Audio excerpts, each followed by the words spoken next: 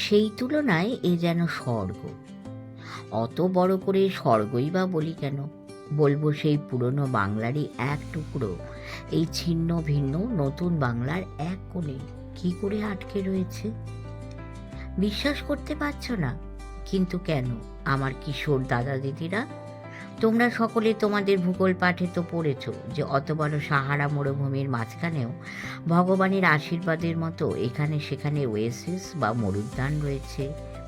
খেজুর আর অন্য সব মরুভূমির আশেপাশের গাছের ছায়ায় শীতল মাটি ফুঁড়ে বেরোনো ঝর্ণা শীতল জল, মরুভূমির নানা জাতের সুগন্ধি ক্যাকটাস ফুলের গাছ, খেজুরে পেট ভরে নিয়ে ঝর্ণার জল পান করে ক্যাকটাস ফুলের সুগন্ধ নাকে ভরে খানিকক্ষণ আরাম করে নাও না।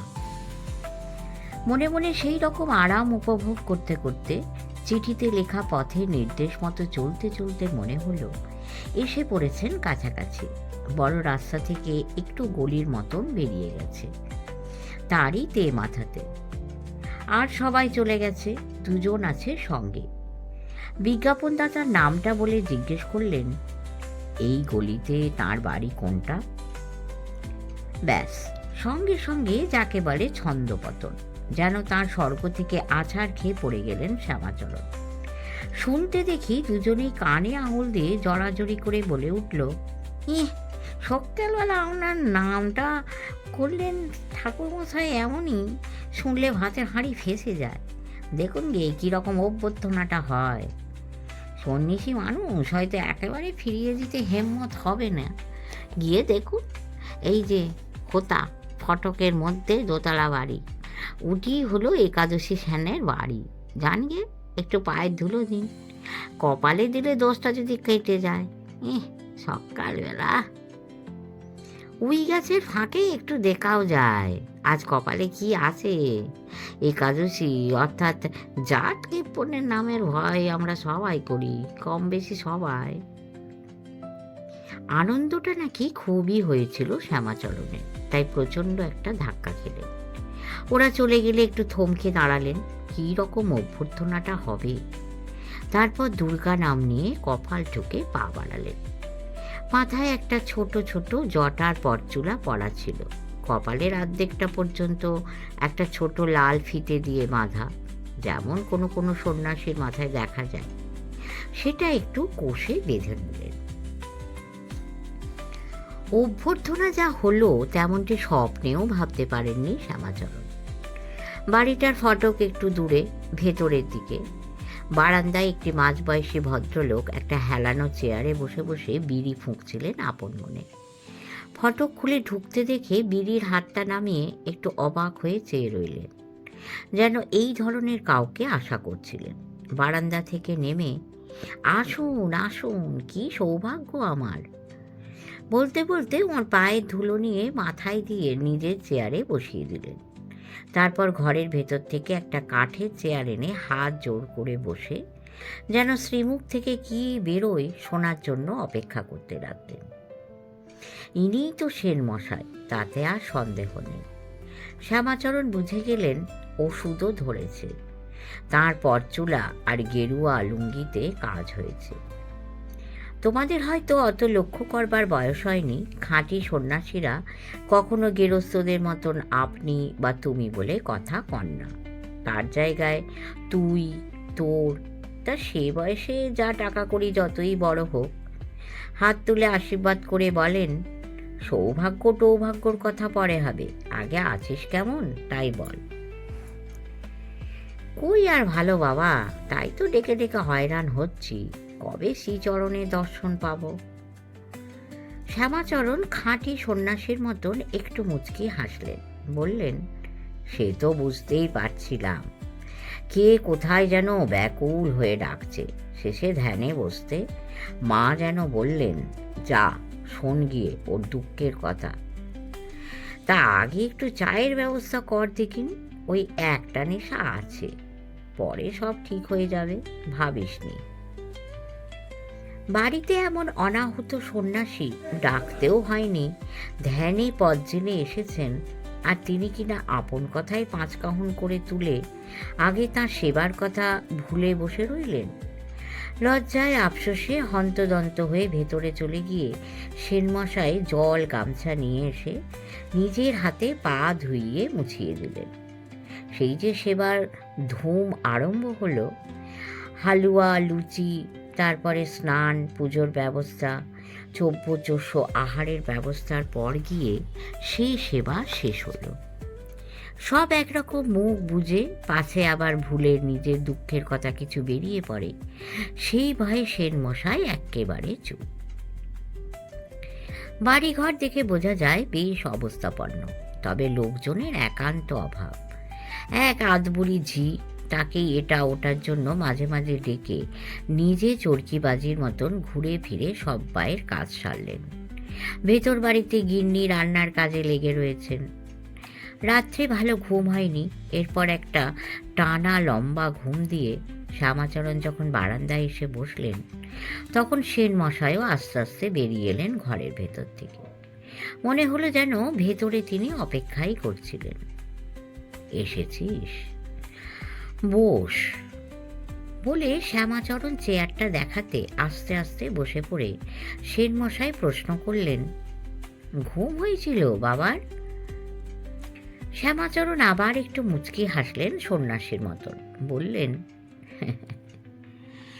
যা ভাবনা লাগিয়েছিস, ঘুম কি আসে চোখে? যাক, সে কথা বলতো, কিসের ঘাটতি রেখেছেন মা? সব কিছু অকপটে মন পরিষ্কার করে বলতে হবে। যত বড়ই বা যত সামান্য কথাই হোক, যেটা মনের করে লুকিয়ে রাখবি সেটা আর শোধরানো যাবে না। লজ্জা করবি নি, ভয়েরও কিছু নেই, আমার কাছে সব খুলে বল। একটু যেন থমকে গেলেন সেনমশাই। কেপপনরা নিজের ভেতরের কথা সহজে বলতে চায় না। দুটো ঢোক গিলে বললেন, তা যদি বলেন তো, মা যে বিশেষ কোনো ঘাটতি রেখেছেন এমন কথা মুখে উচ্চারণ করতে পারি না বাবা। একা মানুষ, খেটে খুটে কিছু সম্পত্তি করেছি। এই দোতলা বাড়ি আর সংলগ্ন বিঘে 3 জমি, বিঘে 15 চাষের জমি আর একটা পুকুর। বাইরে বড় নদী পেরিয়ে জেলা শহরে একটু কারবার আছে, প্রায়ই যেতে হয়। একা মানুষ, পরের হাতে ছেড়ে দিলে চলে না। আগে দিয়েছিলেন মা কিছু, ওদিকে দেননি কোনো পুত্র সন্তান। তা হয়তো ভালোই করেছেন। দেখছি তো, বাপ ঠাকুরদা করে গেল, ছেলে মেয়ে খাইয়ে উড়িয়ে দিলে। তার চেয়ে মা যা করেছেন সেই ভালো। সন্তান বলতে দিলেন একটি মেয়ে, বিয়ের বয়সও হয়েছে। সেটা সেরে নিতে পারলে আমি নিশ্চিন্তি হই। তারপর এই সম্পত্তিটা 5 ভূতে লুটে খাবে তো, তার কিছু ব্যবস্থা করে যেতে হবে না? একটু চুপ করে রইলেন সেনমশাই। শ্যামাচরণ তার মুখের দিকে চেয়ে থেকে সেই রকম হাসতে হাসতে বললেন,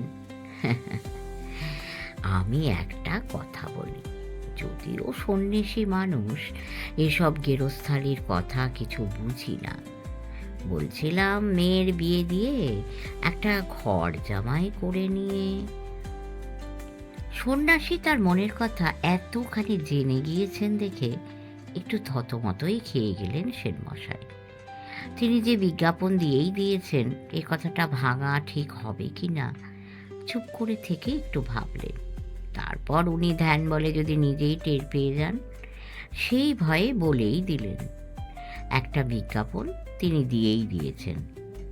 তারপর ওর মন জানবার জন্য জিজ্ঞেস করলেন, এই আগে ভুল কিছু করেছি কি? তারপর একটু ঢোক গিলে বললেন, যেমন দিয়ে থাকে লোকে। শ্যামাচরণ শুধু একটু হাসলেন। ভুল কি ঠিক সে কথায় না গিয়ে বললেন, আমাকেও ডাকবি, ওদিকে বিজ্ঞাপনও দিবি। তাহলে আমি আছি কি করতে? এবার বল, কি রকমটা ছেলে চাই? পেটরোগা ঘর জামাইয়ের কথাটা আর বের করতে পারলেন না সেনমশাই। বললেন, এই ধরুন, এই স্বাস্থ্যটা মোটামুটি ভালো হয় আর সম্পত্তিটা বজায় রাখতে পারে, মানে নিজে খেয়ে আর অপরকে খাইয়ে সব কিছু উড়িয়ে। বুঝেছি বুঝেছি, আর বলতে হবে না তোকে। তুই চাস বামুনের গরুটি খাবে কম, দুধ দেবে কেঁড়ে ভরে। তা পাবি পাবি। একটু মুচকি হাসলেন শ্যামাচরণ নিজের রসিকতায়। জায়গাটা বড় ভালো লেগেছে, নতুন শিষ্যের সেবায় লোভও আছে। কলকাতায় গিয়ে আবার সেই এটা নেই ওটা নেই, কিন্তু চাপা পথচুলায় মাথা গরম হয়ে যাচ্ছে। তাছাড়া যদি অসাবধানে খসেই পড়ে কখনো, সেই ভয়ে উনি পরদিনই সকালে বেরিয়ে পড়লেন। সেনমশাই ছইওয়ালা গরুর গাড়ির ব্যবস্থা করে দেওয়ার কথা তুলতে গেলেন। ওসব কি আমাদের সন্ন্যাসীদের চলে রে? এই পা নাড়িয়েই সারা জীবন ঘুরে বেড়ালাম তীর্থে তীর্থে। উনি পায়ের ধুলো নিতে মাথায় হাত রেখে বললেন, হবে হবে, ভাবিসনি, শিগগিরই পেয়ে যাবি। গাড়িতে যে গেলেন না সেটা একটা কথা ভেবেই। হেঁটে গেলে রাস্তায় লোকটা সম্বন্ধে অনেক রকম খোঁজ খবর নিতে পারবেন যেতে যেতে। তা খবর পেলেনও। আগের দিনের মতন একটি দলও জুটে গেল পাড়ে যাওয়ার। তার মধ্যে দুজন কালকের লোকও ছিল। তারাই কথাটা তুলল। এই যে একাদশী সেনের ওখানে অভ্যর্থনাটা কী রকম হলো? সন্ন্যাসী মানুষের সব অবস্থাতেই সন্তুষ্ট থাকতে হয়, তার উপর উনি তো ছিলেন খুব আদর যত্নে। সেটুকু বরং বাড়িয়ে ডালপালা দিয়ে বললেন শ্যামাচরণ। তাইতে আরম্ভ হয়ে গেল সেনমশাইয়ের গুণপনার ব্যাখ্যান। হ্যাঁ, জাটকেপন নিশ্চয়ই বড় কিছু আদায় করবার ফিকির আছে। উনি যেন সাবধানে থাকেন। জেলা শহরের সম্পত্তি, কালোবাজারের ব্যবসা আছে, এখানেও অনেক সম্পত্তি, ভোগ করার কেউ নেই সেই তুলনায়। তবু প্রাণে ধরে হাত তুলে কাউকে কি ছুটি দেবে না, পাছে দিতে হয় সেই ভয়ে কারোর সঙ্গে কোনো সম্বন্ধ রাখে না। একজন একটু বেশি খবর রাখে, বলল, হ্যাঁ, কাগজে একটা ঘর জামাইয়ের খবর বেরিয়েছে, মজার, পেট রোগা হতে হবে। সবাই ভাবছে এটা নিশ্চয়ই সেন মশাই। যতই শুনছেন মনটা খিঁচড়ে যাচ্ছে ঘেন্নায়। প্রকৃতি এরকম যাকে বলে মুক্ত হস্তে দান করে যাচ্ছে, সবাই খেয়ে খাইয়ে আনন্দে ভরপুর, তার মধ্যে এই এক বেসুরো বাদ্যি। বাড়ি গিয়ে মনস্থির করে ফেললেন বিয়েটা লাগিয়েই দেবেন, একটা বিধবার তো হিললে হবে। তারপর বৃন্দাবন আর তার শ্বশুর বুঝবে। তা বৃন্দাবন যে শুধু নিজে ভালো করে বুঝলই এমন নয়, শ্বশুরকেও বেশ ভালো করেই বুঝিয়ে ছাড়ল। সেই কথা এবার বলবো তোমাদের। শেষ করলাম প্রথম পর্ব।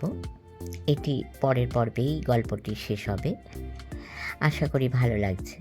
যদি ভালো লাগে কমেন্ট করবেন, লাইক করবেন, শেয়ার করবেন এবং সাবস্ক্রাইব করে আমাদের পাশে থাকবেন।